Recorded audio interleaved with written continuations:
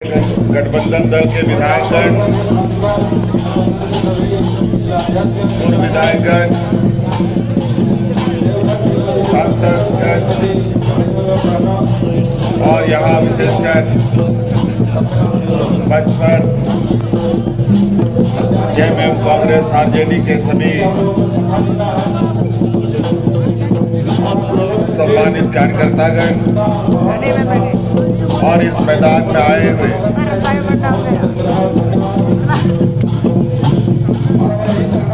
देवघर जिले के विभिन्न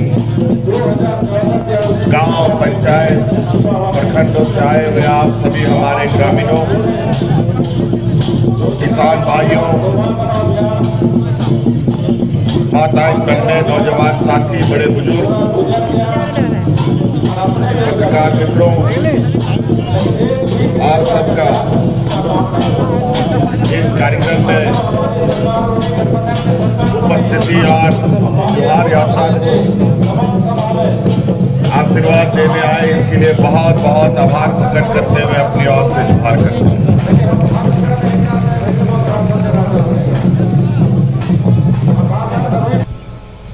आप सोचते होंगे कि आखिर ये खतियानी जोहार क्यों निकाला जाए। हम लोगों ने ये खतियानी जोहार यात्रा इसलिए निकाला, हम लोग को मत सुनिए, इसको बोल दीजिए कि सुनना है, इतना नहीं।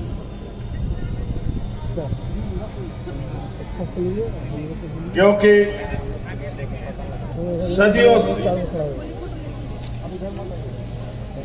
आदिवासी, दलित, पिछड़े, अल्पसंख्यक, गरीब, गुरुआ, किसान, मजदूरों को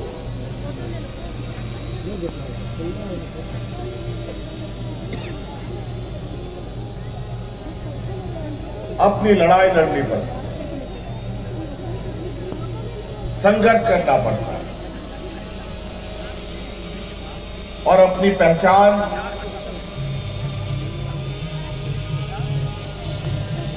दिखाने के लिए, बचाने के लिए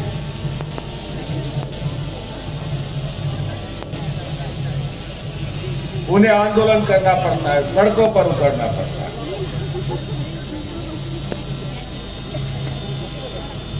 और कमोवेश खतियानी जोहार के अंदर जो लोग हैं, यहाँ के मूलवासी, यहाँ के आदिवासी, यहाँ के दलित, शोषित, पीड़ित, किसान, मजदूर लोग हैं, इनके ऊपर तो सदियों से शोषण होता आया और यही वजह था इस शोषण और दमन के विरुद्ध इस राज्य के अनगिनत सपूतों ने अपने को राज्य के लिए कुर्बान कर दिया, शहीद कर दिया।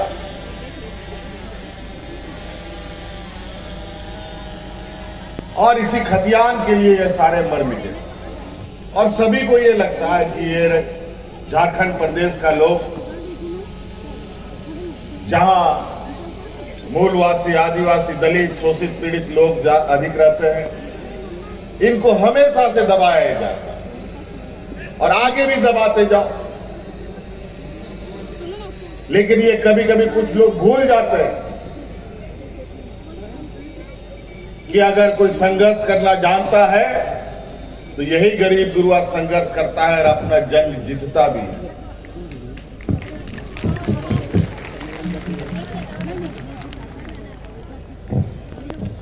आज ऐसे ही लोगों को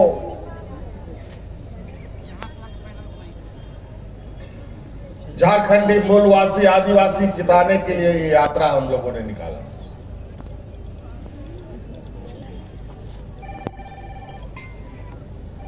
कि खतियान का बेइज्जती मत करो, यहां के लोगों को, झारखंडी, मूलवासी, आदिवासियों को और यहां के राज को ठगों का राज कहना बंद कर दो।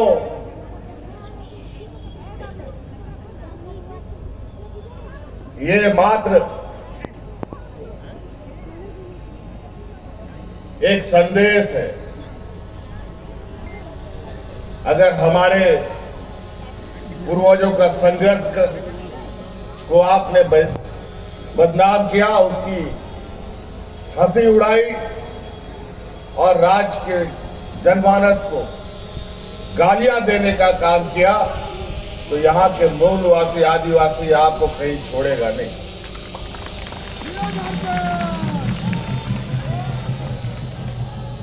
आप ही बताइए, आपके घर में कोई घुसेगा और आपको गाली देगा तो क्या आप लोग बर्दाश्त कीजिएगा जी? आपको अपना घर से बेदखल करेगा तो आप क्या चुपचाप बैठेगा? ऐसे लोगों को इनकी जो नीयत है, ये नीयत इतनी गंदी है जो हम और यहां का मूलवासी आदिवासी बहुत जल्दी नहीं समझ पाता। लेकिन कभी कभी बड़ बोलेपन में जो उसके अंदर छुपा शैतान है वो अचानक दिख जाता है, लेकिन जब उसको लगता है कोई देख लिया तो फिर छुप जाता है।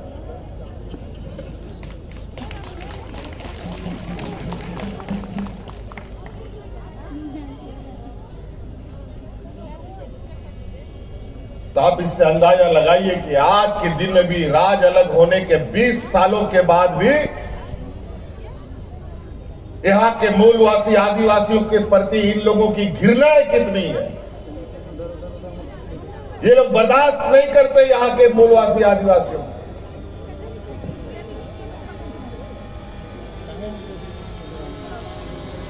ये लोग कभी नहीं चाहते यहां के हमारे आने वाले पीढ़ियों को हक अधिकार मिले, रोजगार मिले। आप बताइए, 20 साल तो उनको राज करने का मौका आप लोगों ने दिया, बदले में इस राज को उन लोगों ने क्या दिया? पारा टीचरों को लाठी डंडा, आंगनबाड़ी महिलाओं को लाठी डंडा दे, अनेक लोगों को धक्के मार मार कर और उनके हक अधिकार को लूटकर अपना जेब भरने का काम किया। आज इन लोगों ने करा किया इन 20 सालों में। आप ही बताइए, आज से 5 साल पहले पेट्रोल डीजल का दाम कितना था, आज कितना में मिल रहा? जहां 50-60 रुपए का पेट्रोल डीजल का दाम, आज ये लोग 100-125 रुपया में लेके चला गया।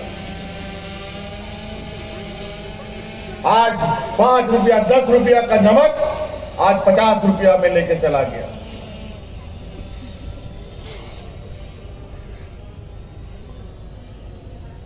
बताइए, महंगाई बढ़ा है कि घटा है? बढ़ा है। लेकिन इनको कोई पूछने वाला नहीं। जब पहले 5 पैसा बढ़ता था तो आलू, प्याज, गैस सिलेंडर माथा में लेकर के सड़कों पर तांडव करते थे। उस समय उन लोगों को महंगाई दाई नजर आती थी और आज ये महंगाई उनको भौजाई नजर आ रही है।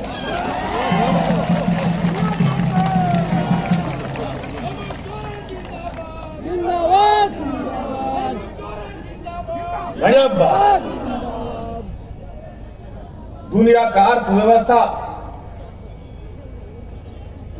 की दौड़ में पूरा देश औंधे मुंह यहां का अर्थव्यवस्था गिरा हुआ। आज रुपया का वैल्यू इतना गिर गया जो देश में कभी आजादी के बाद इतना खराब नहीं था।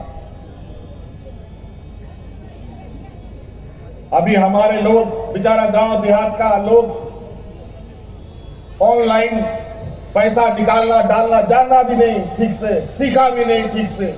कई लोगों का तो बैंक खाता भी नहीं है और आज लोग क्रिप्टो करेंसी का बात करता है।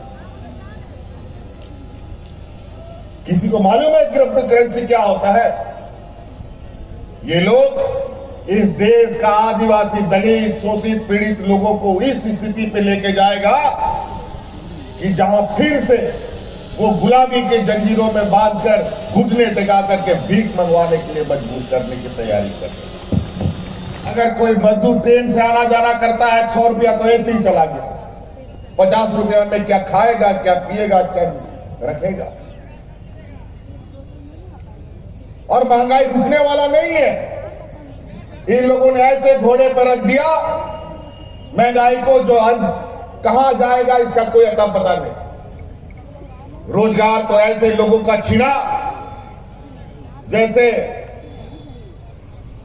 इस राज्य में, इस देश के लोग अब कोई काम का नहीं।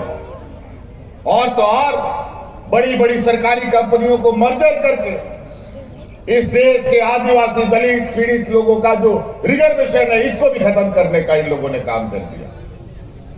अब लीजिए, कहां से आपको रिजर्वेशन मिलेगा?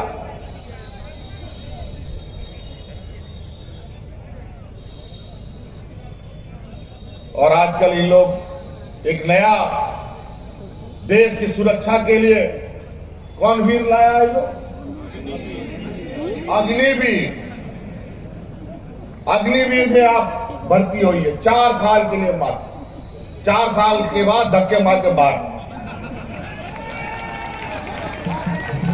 फिर सड़क पे आए।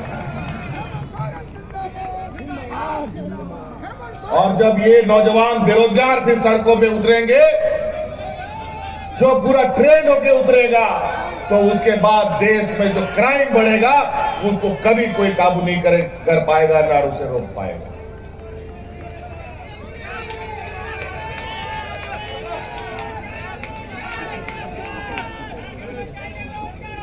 ऐसे लालच देते हैं और ये ऐसे षड्यंत्र रचते हैं और पूरे देश के खिलाफ इतना बुरा षड्यंत्र कि आने वाला समय जो 50, 70, 75 साल में जो देश जहां तक पहुंचा, ये फिर 75 साल पीछे ले जाके रख देगा। यहां पर बहुत सारे लोग हमारे विपक्षियों की बात सुनकर गदगद होने लगते हैं। रेल आ गया, पटरी बिछ गया। अब रेल का दाम भी सुन लीजिए, प्लेटफॉर्म भी बिक गया, ट्रेन भी बिक गया। प्लेटफॉर्म टिकट 50 रुपया और सीट का टिकट कितना होगा हमको तो बताने में भी शर्म आता है।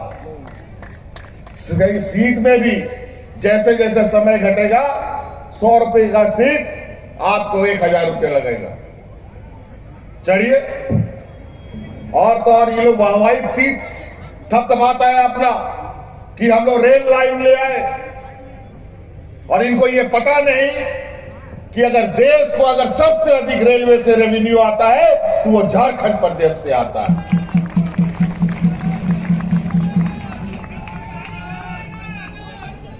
और तो और उसी रेल से बड़े पैमाने पर यहां के खनिज संपदाओं को लूट कर दूसरे राज्यों में ले जाया जा रहा है।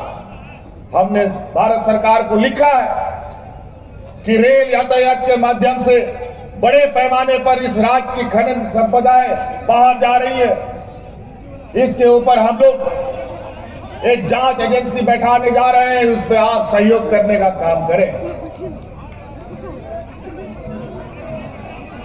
अच्छा, के लिए आगे आ रहे वो लोग भी अपना भविष्य देख ले, उनका भी भविष्य बर्बाद होने जा रहा है, क्योंकि उनकी भी रोजगार बेरोजगारी में बदल दी गई है। अब आपका पेट तभी पलेगा जब दूसरे का आप खून और मारकाट करने के लिए उतरेंगे।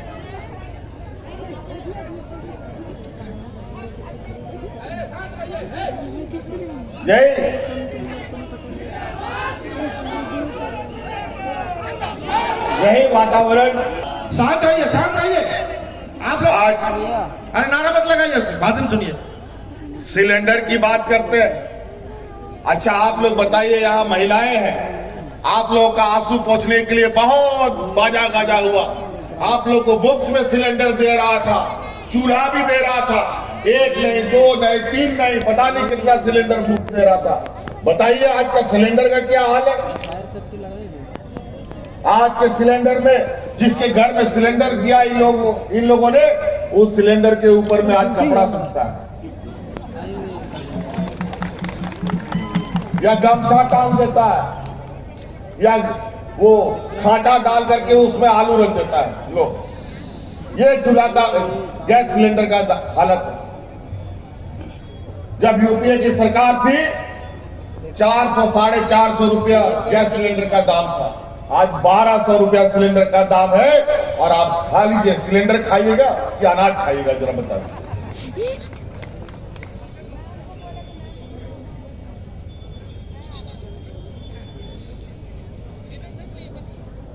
कहां से कहां चला गया, मुद्दा विहीन, खाली लोगों को ध्यान भटकाओ, मंदिर मस्जिद के नाम पर, और धीरे से लोगों का नौकरी भी छीन लो, पॉकेट में जो रहा का पैसा वो भी छीन लो, गैस सिलेंडर के नाम पर ठग दो और वोट बटोर करके उड़ चलो और राज करो। यही स्थिति। आज आमदनी 98, खर्चा रुपया। आज इसी को लेकर पूरे देश में त्राहिमाम है। आज आम नागरिक तो आम नागरिक, सरकारी कर्मचारी सब भी तबाह है। आज जहां जहां भारतीय जनता पार्टी शासन राज है, वहां जाके देखिए क्या स्थिति है वहां के आदिवासी दलित पिछड़ों का।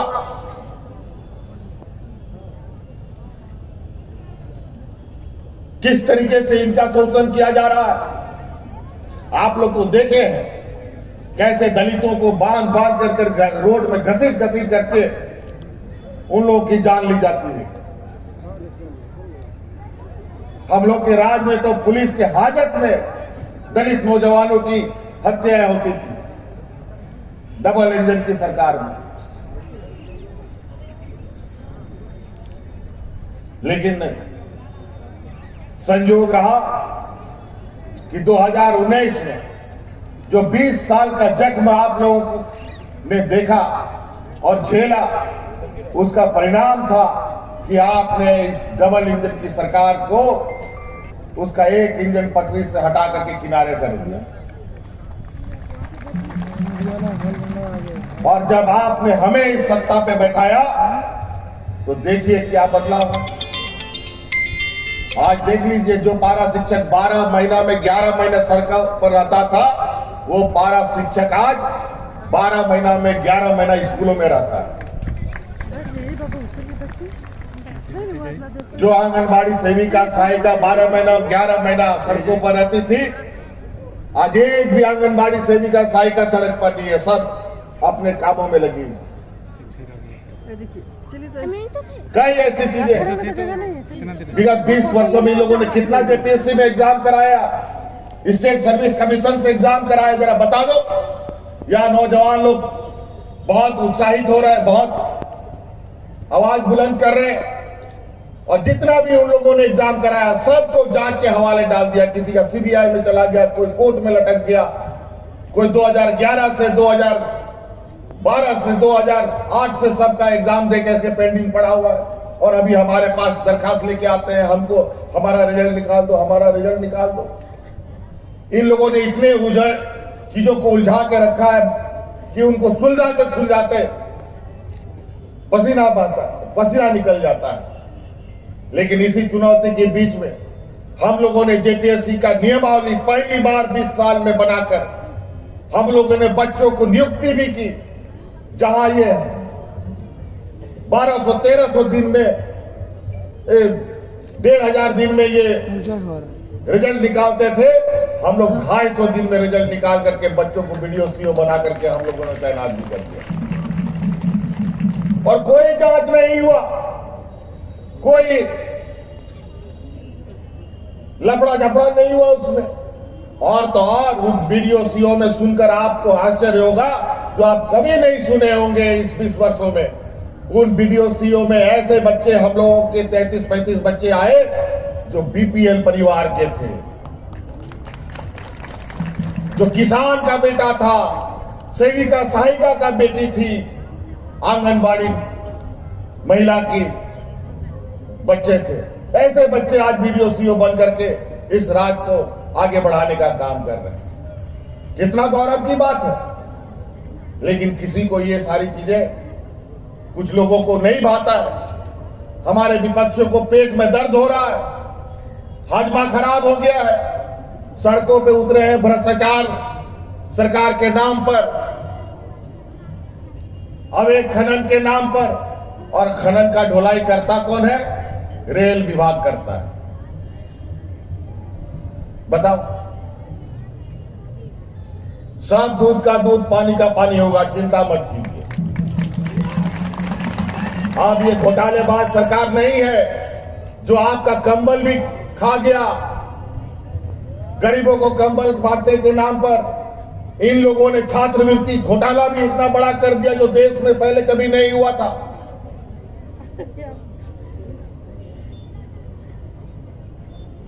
इन लोगों ने इस राज्य के 11 लाख से अधिक लोगों का राशन कार्ड डिलीट कर दिया। लेकिन आपकी इस सरकार ने 20 लाख अतिरिक्त राशन कार्ड बना करके गरीबों के बीच में बांटने का काम किया।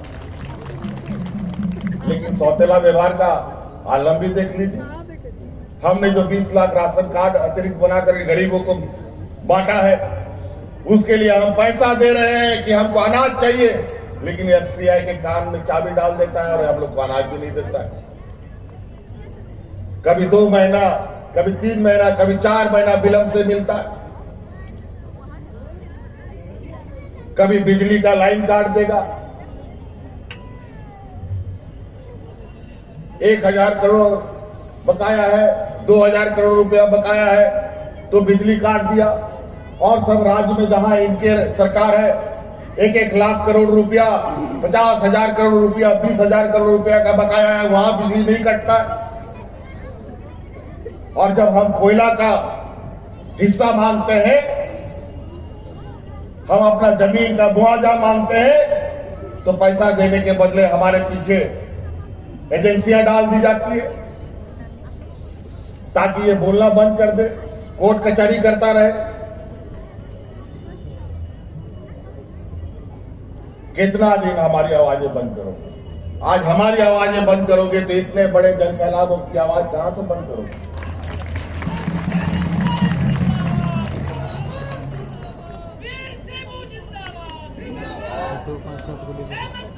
इसीलिए साथी, कई ऐसी बातें लाइव नहीं होगा, इनकी कहानी को आप लोग समझिए। इनके झांसे में आकर के अपना भविष्य, अपना घर परिवार का भविष्य और इस राज्य, इस देश का भविष्य को बर्बाद मत होने दीजिए। आज जिस तरीके से देश और राज्यों की स्थिति है, आज बताइए इस राज्य में सबसे अधिक कौन है? यहाँ का आदिवासी, यहाँ का दलित, यहाँ का किसान मजदूर सबसे अधिक लोग हैं। 80% लोग खेती बाड़ी पर निर्भर करता है। यहाँ का गरीब के घर में किसके पास बैंक में रखा हुआ बोरा भर भर के पैसा है? जरा बता दो। किसी के पास नहीं है। आज इस ग्रामीणों का अगर कोई चीज धन दौलत है तो उसका पशुधन है, उसका गाय गोरू बकरी, तालाब में मछली, यही उसका धन संपत्ति होता है। उसी से बाल बच्चों को पढ़ाता है, उसी को खरीद बिक्री करता है, उसी से बीमारी में इलाज कराता है और उसी से उसका घर द्वार चलता है। खेत खलियान, इन लोगों का बैंक बैलेंस, यही सब होता है। लेकिन आज गौ तस्करी के नाम पर जो लोग पशु रखेगा उसका जान मार देंगे। ये वातावरण खड़ा कर दिया।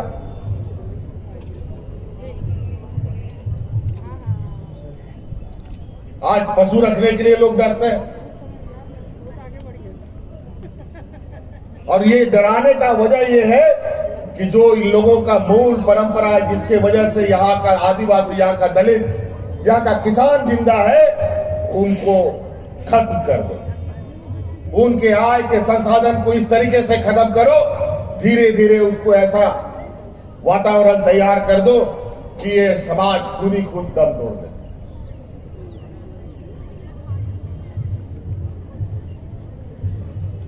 बड़ा विचित्र षड्यंत्र रचते हैं। आज नौजवानों को सड़कों पर बेरोजगार खाली हिंदू मुस्लिम के नाम पर उतार दिया।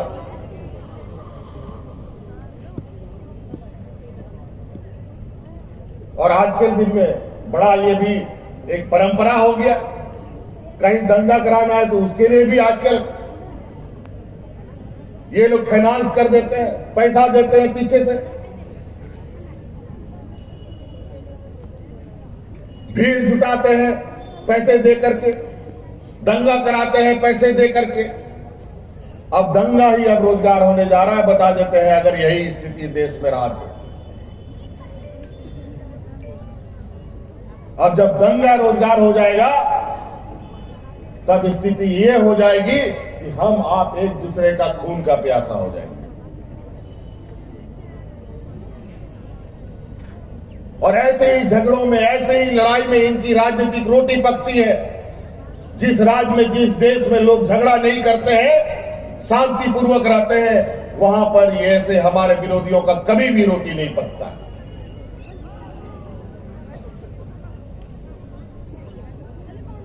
आज हमारे इस राज्य में जो विगत 20 सालों का मंजर था, लोग हाथ में राशन कार्ड ले लेके भूख से मर गया। हम लोग तो सरकार बनने के बाद कितनी समस्याएं झेले, कोरोना जैसे महामारी को झेला। इस राज्य में ना डॉक्टर ठीक से, ना अस्पताल बढ़िया, ना पूरा हॉस्पिटल का पूरा रखरखाव या व्यवस्था भी नहीं रहा। ऐसे स्थिति में भी इस महामारी को हम लोगों ने बिना अफरा तफरी का शांतिपूर्वक पार करने का काम किया। कैसे कोरोना आया, कैसे चला गया, किसी को भी पता नहीं होने दिया हम लोग। और ऐसे स्थिति में भी एक भी मजदूर किसानों को जो बाहर से हम लोग लेके आए थे, कोरोना के रूप में तो लेके आए, लेकिन उन लोगों को मरने भी नहीं दिया हम लोग। और वहीं जाके देखिए, भारतीय जनता पार्टी शासित राज्य में, सुन लीजिए, यूपी बगल में ही है, ऐसे लोग मर रहे थे जैसे जानवर लोग मरता था। उनको जलाने के लिए लकड़ी खत्म, उनको दफन करने के लिए मिट्टी खत्म हो गया था उन राज्यों में। क्या ऐसी हालत झारखंड में आप लोगों ने कभी ऐसा महसूस किया? नहीं महसूस, क्योंकि यहां के लोग, यहां के जो हम लोगों ने प्रबंधन व्यवस्थाएं और चुनौती को इतने सही तरीके से निभाया कि किसी को महसूस भी नहीं होने दिए कि इतना बड़ा महामारी हम लोग के सामने से गुजर गया। 2 साल तो हम लोग घर में ही बंद रहे, अभी तो साल भर हम लोग हिलडुल किए और काम करना शुरू किए। साल भर का नतीजा ये है कि इस राज्य में, ये देश का पहला ऐसा राज्य बना जहां इस राज्य में हर बुजुर्ग को पेंशन, हर विधवा को पेंशन और हर विकलांग को पेंशन देने का कानून बन गया। ये देश का पहला ये राज्य बना जहां यहां के कर्मचारियों को पुरानी पेंशन का कानून बनाया गया। और ये देश का पहला राज्य बना जहां इस राज्य का आदिवासी, दलित, पिछड़ा, अल्पसंख्यक बच्चों को विदेश पढ़ने के लिए 100% स्कॉलरशिप देने का काम कर रहा है।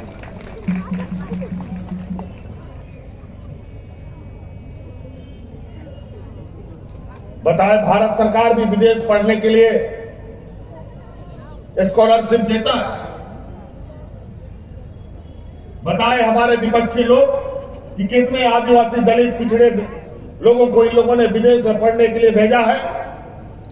इतने वर्षों से ये राज कर रहे हैं, हम लोग तो 3 साल से कर रहे हैं, 2 साल तो कोरोना में रह गए।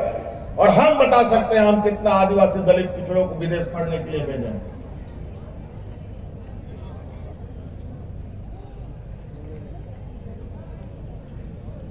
सब ठगने का, ये लोग व्यापारियों की जमात है। और व्यापारियों की जमात ऐसी होती है, पहले अपना पेट भरो तब आगे सोचेंगे। और व्यापारी का दुर्भाग्य है, उसका पेट कभी भरता ही नहीं। जितना आएगा डकारता जाएगा, डकारता जाएगा और फूलता भी जाएगा, फूलता भी जाएगा।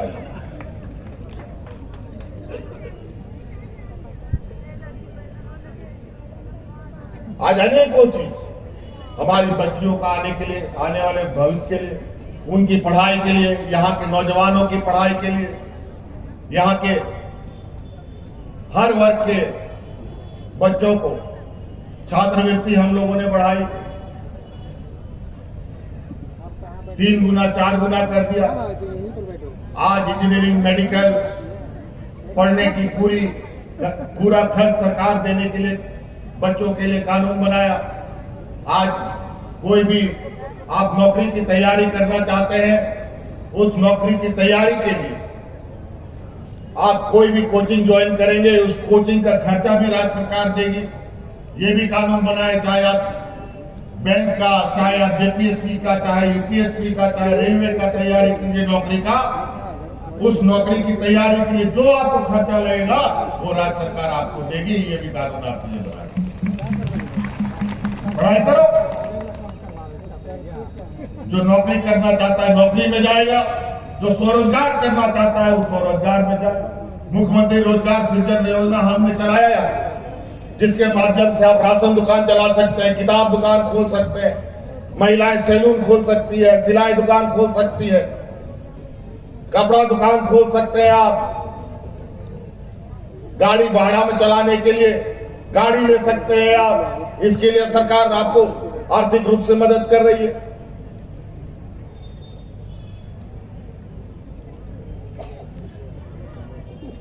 आपको इधर उधर भटकने का क्या जरूरत है? आप क्यों नहीं काम कर सकते? भगवान 2 हाथ 2 पैर दिया है और सरकार आपके लिए खड़ी है। और कभी आप लोगों ने सुना है 20 सालों में कि सरकार आपके द्वार कभी गया हो? हम लोगों ने लगभग इस राज्य के 4,500 पंचायतों में 2-2 बार अपन मीडिया क्षेत्र में जाओ, शिविर लगा करके पदाधिकारियों को भेज करके, जहां सड़कें नहीं थी वहां ट्रैक्टर से, बैलगाड़ी से, मोटरसाइकिल से पदाधिकारी जेरोक्स मशीन, कंप्यूटर ले जा करके ग्रामीणों की समस्या का समाधान कर रहा था।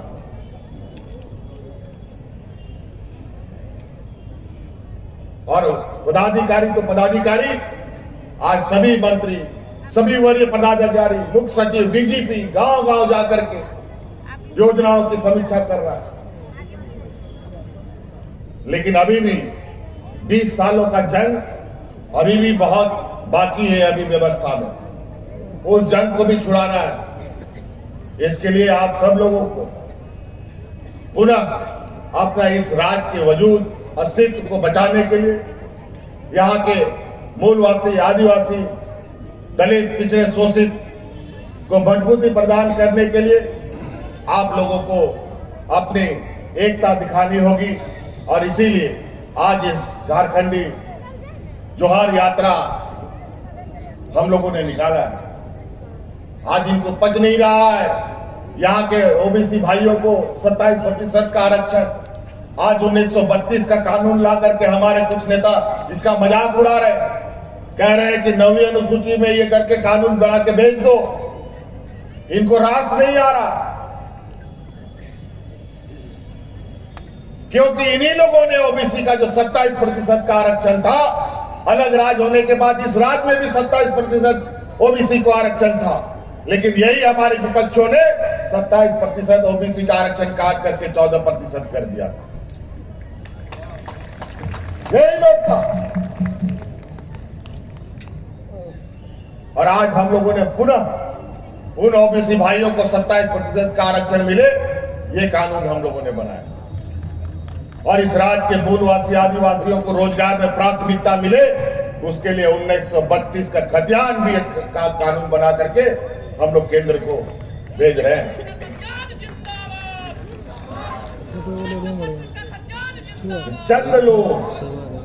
चंद लोगों का गिरोह है इस राज्य में, और राज्य अलग होने के बाद से ये चंद लोग अलग अलग कोने में खड़े हैं।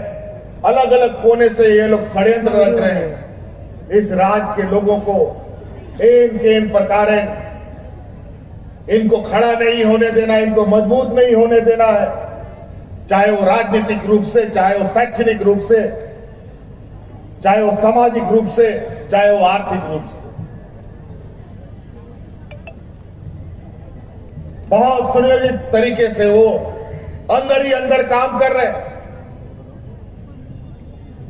चंद लोग 2-3-4% लोग यहां के 90-95% लोगों को बेवकूफ बनाने का काम कर रहा है। समझते रहिए, अगर ये 2-4% लोग अपने षड्यंत्र में कामयाब हो गए तो फिर आप बच नहीं पाएंगे। जो ओबीसी का विरोध करता हो, जो 1932 का विरोध करता हो, तो आप इससे अंदाजा लगा सकते हैं कि इस राज्य के प्रति इनकी सोच क्या है। और जब हम अपना हक अधिकार मांगते हैं तो हमें भ्रष्टाचार और षड्यंत्रकारी बोलते हैं। क्यों 20 सालों में इन लोगों ने 1,36,000 करोड़ राज्य सरकार का था, वो नहीं मांगा।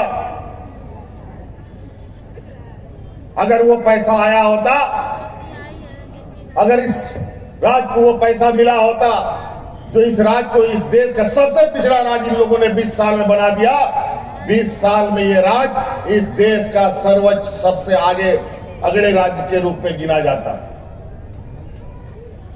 इन लोगों ने सुनियोजित तरीके से इस राज्य को पिछड़ापन किया है।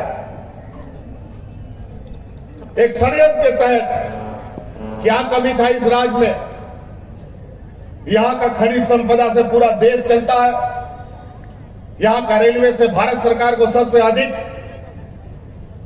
कमाई होती है। यहां का खनिज संपदा से अलग अलग राज्यों में बिजली उत्पादन होता है, लेकिन यहां का लोगों का बिजली काट दिया जाता है। यही डीवीसी का लोग हमारा ही कोयला उपयोग करता है, हमारा ही जमीन में हमारा ही पानी उपयोग करता है और हम लोग का बिजली काट देता है। कोयला का पैसा नहीं देगा, लेकिन हमारा बकाया रहेगा तो बिजली काट देगा। कैसा न्याय है भाई? और हमारे विपक्षियों ने जब सरकार चलाया उसमें ऐसा ऐसा उल्टा पुल्टा एग्रीमेंट कर दिया, कानूनी रूप से ऐसा उलझा दिया, ऐसे एग्रीमेंट बना दिए कि आप उससे पीछा भी नहीं निकाल सकते, उससे आप अलग भी नहीं हो सकते। अगर आप अलग होने का कोशिश कीजिएगा तो इतना पेनल्टी लग जाएगा, इतना पेनल्टी लग जाएगा कि आप उससे बाहर निकलने का सपना भी छोड़ देंगे। ऐसा उल्टा पुल्टा इन लोगों ने अपने आप को बांध करके बर्बाद कर रखा है इस राज्य को। आप क्या कीजिएगा? अब इंतजार कर, पैसा आएगा, कर्जा चुकाएंगे, तब चीजें व्यवस्थित होगी। हम तो बोलते हैं हमारा राज्य सरकार का बकाया दो, फिर हम देखते हैं राज्य पिछड़ा कैसे होता है।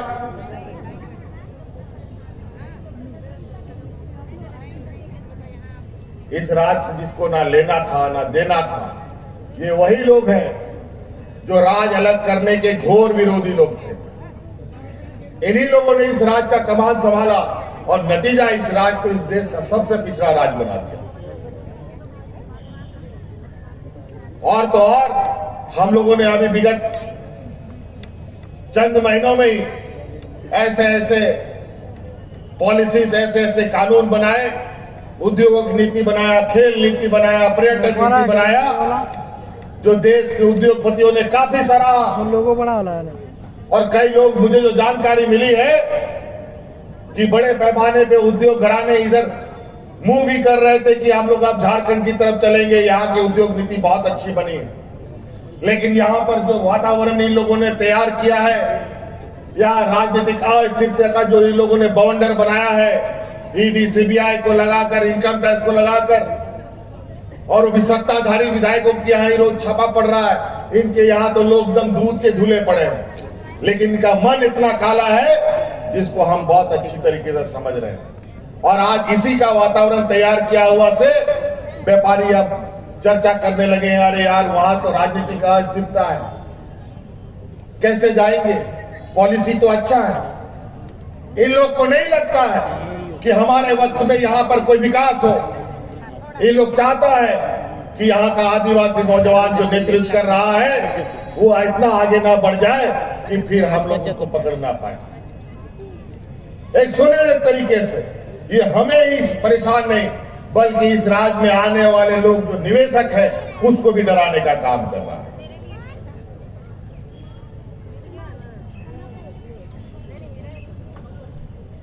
आज यहाँ एयरपोर्ट बन गया, अच्छी बात है, एयरपोर्ट बन गया। हमारे पास दर्जनों दरखास्त आ चुके हैं एयरपोर्ट पर लोगों का रोजगार को लेकर। ऐसे ही होता रहेगा। एयरपोर्ट के नाम पर हम विस्थापित होंगे, यहाँ का मूलवासी आदिवासी। रेल लाइन बिछाने के नाम पर यहाँ का मूलवासी आदिवासी उजड़ेगा, जंगल उजड़ेगा, यहाँ का कमाई सबसे अधिक भारत सरकार ले जाएगा और भीख के दाम पर औने पौने चीजें आपको देके चला जाएगा। कितना रेलवे में नौकरी मिलता है यहाँ के लोगों को जरा बता दे। रेलवे में नौकरी जो मिला था, अभी क्या तमाशा हुआ आप लोगों को मालूम है? कितने रेल आपके हवाले हुए। यहाँ के नौजवान आप लोग देख लीजिए, आप लोग समझिए, आप लोग जिंदाबाद मुर्दाबाद करने के लिए निकलते हैं। हम लोग नहीं कहते हैं आप लोग जिंदाबाद मुर्दाबाद हेमंत सोरेन का कीजिए। हेमंत सोरेन का जिंदाबाद मुर्दाबाद तभी कीजिएगा जब आपका अधिकार आपके पास रहेगा। हम आपको वहाँ देखे, वहाँ पे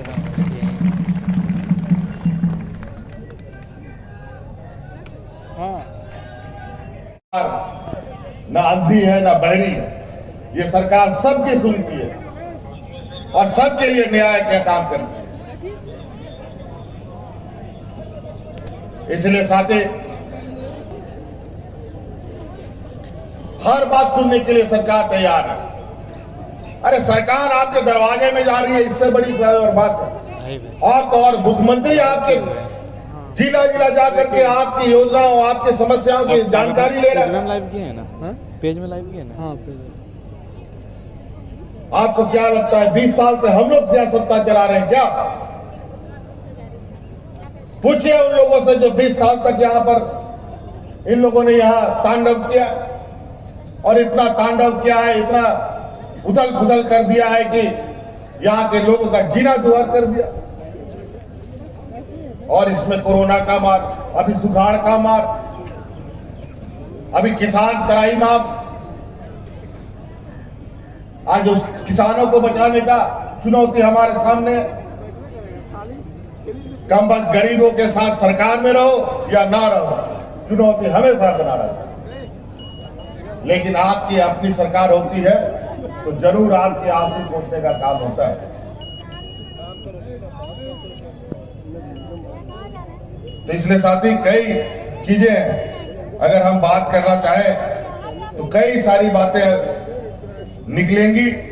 और इतने इन लोगों ने गंदगी फैलाई, आज जीना दुआर हो चुका है लोगों का। लेकिन आप लोग इसी में खुश हैं। हम तो पहले बोले कि महंगाई कहां चली गई। आज खाना पीना पहनना पढ़ना कितना महंगा हो गया। लाइव करता होगा, चाहे वो इलाज कराओ, चाहे आप सर्वर भी डाउन, खेती बाड़ी करो, कुछ भी। एक जगह जाम। और किसान को खेती बाड़ी तो कर लेता है, लेकिन किसानों का जो लागत दाम उसको बाजार में मिलता नहीं। इन प्रकार इन सब चीजों पर भी कब्जा करने पे लगा हुआ।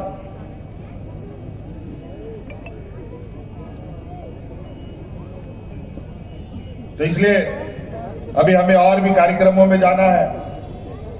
आप सब लोग इस आने वाले समय में तैयार रहें। बहुत सारे लोग होगा अभी के बाद बहुत कट करके फिर दे देना आपको दिग्भ्रमित करने को लगा के। हम ही लोग कुछ यही का मूलवासी आदिवासी लोग, इन लोग एजेंट बन गया है, दलाल बन करके उनके साथ घूम रहा है और हमें कमजोर करने के लिए तैयारी कर रहा है। संभल के रहिएगा। दिखेगा हम लोग जैसा ही मूलवासी आदिवासी, देखने पर मत जाइएगा, लेकिन उसका दिमाग में इतना षड्यंत्र है, इतना खतरनाक सोच है कि आगे जाके मारे जाइएगा।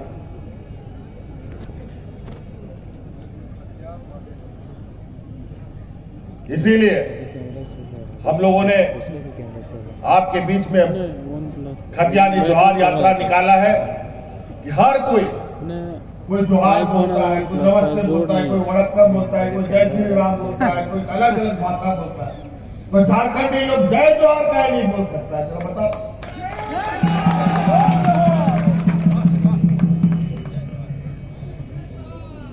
हमने तो सभी पदाधिकारियों को कहा अब आपको जिहाद के स्थानीय लोगों के साथ स्थानीय तरीके से उनके भाषा संस्कृति को जानते हुए सीखते हुए उनके बीच में जाना होगा,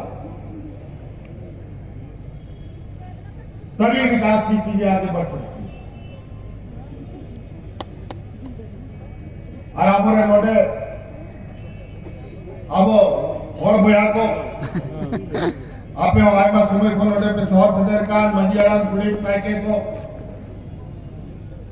गो बाबा भैया मिश्रा को बिना मुश्किल अब ऐसे के पहले फोन नूका गयु टबू रेगे लचार फोन तान कांता है भाई भाई जिनिस नूका बड़ी चबाई दीगा किचे वो हाथ बजा बांगा शराब जिनिस मांगा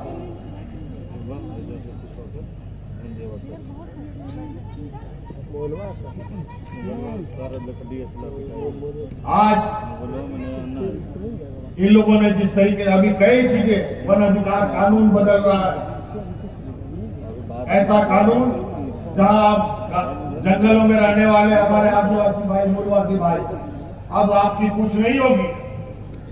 कोई भी जमीन अधिग्रहण करना है, खनन करना है, कंपनी आएगा, काम शुरू करेगा, बाद में आपसे बात करेगा। वन अधिकार कानून को बदल का होना लगी हो विरोध का और तैयार टाइम पे अगर नुआ को कमी हुई है नुआ दिसंबर में आपको आदिवासी मूलवासी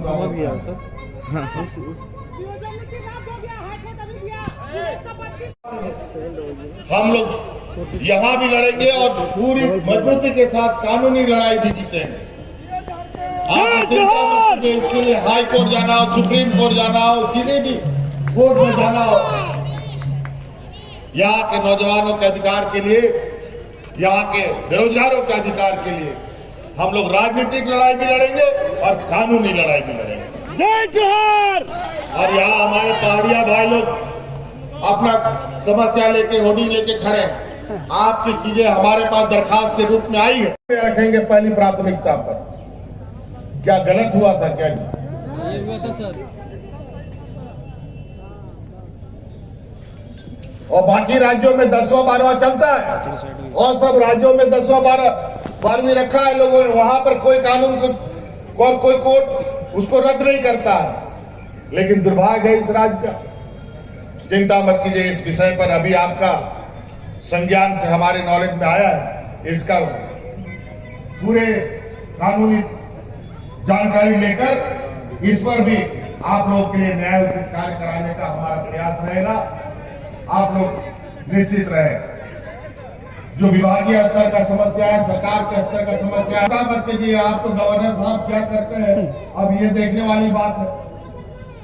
अब गवर्नर साहब कोई उसमें सीधे प्यार से आगे दे दे तो बहुत बढ़िया बात है, नहीं तो उसमें भी जाकर इतना आसान भी नहीं है साथियों। इसके लिए अब यहां से दिल्ली तक दौड़ लगाना पड़ेगा, इसके लिए भी तैयार रहना पड़ेगा। अब हम लोग को हो सकता है इस लड़ाई को दिल्ली तक ले जाने का काम करना पड़ेगा, तभी हम लोगों की जीत होगी। लोगों के साथ जो हम लोग के विपक्ष में खड़े हैं, इनके चिकनी चौकनी बातों पर मत आइएगा। रेल ले आए तो ये बहुत बड़ा तीर मार लिए, हवाई जहाज उतार दिए तो बहुत बड़ा काम कर लिए। गरीबों के लिए कितना काम किया ये बताओ ना भाई। रेल का टिकट कितना सस्ता हुआ ये बताओ, पेट्रोल डीजल कितना सस्ता हुआ ये बताओ, गैस सिलेंडर कितना सस्ता हुआ ये बताओ, रेलवे में नौकरी कितना मिला ये बताओ, एयरपोर्ट में कितना लोगों को नौकरी मिला ये बताओ। ये पूछो इन लोगों से। पहली बातों के साथ लास्ट कार्यक्रम आप सब लोग को यहाँ आने के लिए बहुत बहुत धन्यवाद आभार करते हुए सबको मेरी ओर से खतियानी जोहार। यहाँ से बधाई जाता है। कहाँ है बच्चे कल मार देंगे। और प्रिंसिपल साहब को और बता दें सर यार मित्रा स्कूल को सीबीएसई से आपने इनको अपग्रेड किया है